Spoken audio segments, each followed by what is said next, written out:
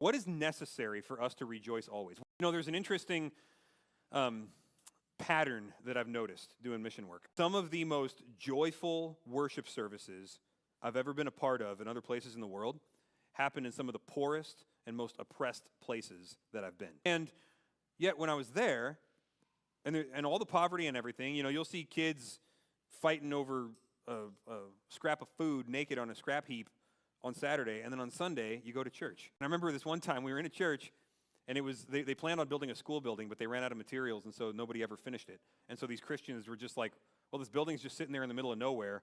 We'll call that a church. It had 3 walls, and then they just slapped some corrugated tin over it that was a piece of scrap they found somewhere, right?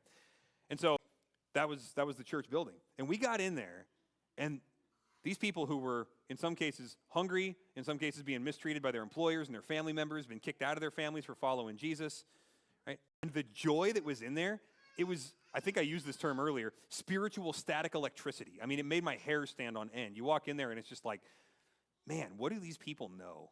You know what I mean? And it's the same stuff we know.